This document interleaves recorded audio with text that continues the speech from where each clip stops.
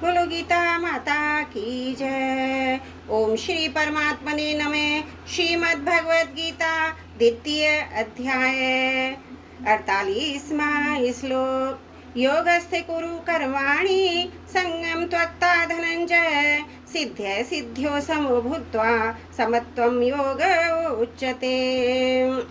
संगे त्वक्ता किसी भी कर्म में, किसी भी कर्म के फल में, किसी भी देश काल घटनाएं परिस्थिति अंतकरण बहिकरण आदि प्राकृत वस्तुओं में तेरी आसक्ति न हो,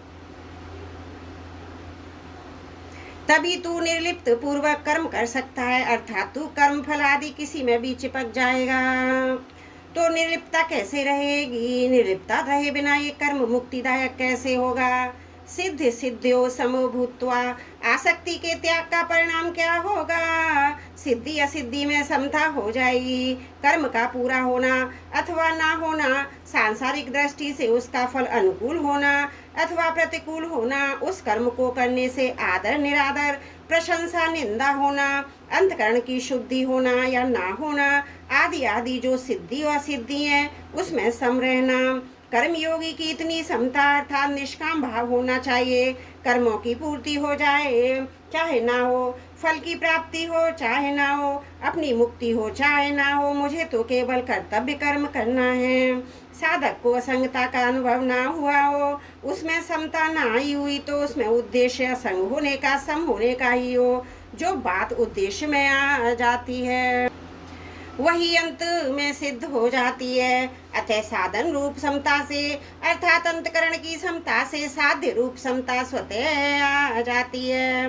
तदा योगमवास्यसि योगस्थ कुरु कर्माणि, सिद्धि असिद्धि में सम होने के बाद उस समता में निरंतर अटल स्थित रहना ही योगस्थ होना है। जैसे किसी कार्य के आरंभ में गणेश जी का पूजन करते हैं तो उस पूजन को कार्य करते समय हरदम साथ में नहीं रहते, ऐसे ही कोई ये समझ ना ले आरंभ में एक बार सिद्धि असिद्धि में सम हो गए तो उस समता को हरदम साथ में नहीं रखना, राग द्वेष करते रहना है। इसलिए भगवान कहते हैं समता में हरदम स्थित रहते हुए ही कर्तव्य कर्म को करना चाहिए।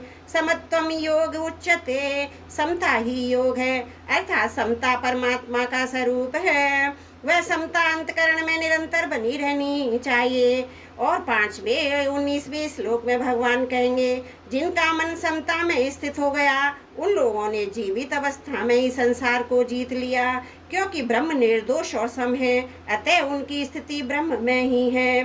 समता का नाम योग है और योग की परिभाषा है दुखों के संयोग का, जिसमें वियोग है उसका नाम योग है। ये दोनों परिभाषाएं वास्तव में एक ही है। जैसे दांत की बीमारी में खुजली का सुख होता है, जलन का दुख होता है, पर ये दोनों ही बीमारी होने से दुख रूप है। ऐसे ही संसार के संबंध से होने वाला सुख और दुख दोनों ही वास्तव में दुख रूप हैं। ऐसे संसार में संबंध विच्छेद का नाम ही दुख संयोग वियोग है। अतः चाहे दुखों के संयोग का वियोग हो, सुख दुख से रहित होना कहे, चाहे सिद्धि असिद्धि में अर्थात सुख दुख में सम होना कहे, एक ही बात है। इस श्लोक का तात्पर्य हुआ स्थूल सूक्ष्म कारण शरीर से होने वाली मात्र क्रियाओं को केवल संसार की सेवा रूप से करना है, अपने लिए नहीं करना। ऐसा करने से ही समता आएगी।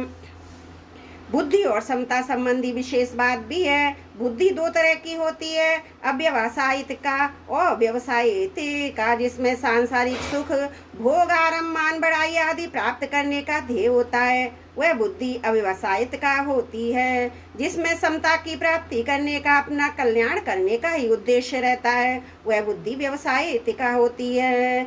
अव्यवसायित का बुद्धि अनंत होती है, व्यवसायित का बुद्धि एक होती है। जिसकी बुद्धि अव्यवसायित का होती है वह स्वयं अव्यवसायी होता है तथा संसारी होता है। उसकी बुद्धि व्यवसायित का होती है, वह स्वयं व्यवसायी होता है। वैसे तो ही सह साधक होता है। समता भी दो तरह की होती है, साधन रूप समता, साध्य रूप समता। साधन रूप समता अंतकरण की होती है, साध्य रूप समता परमात्मा स्वरूप की होती है।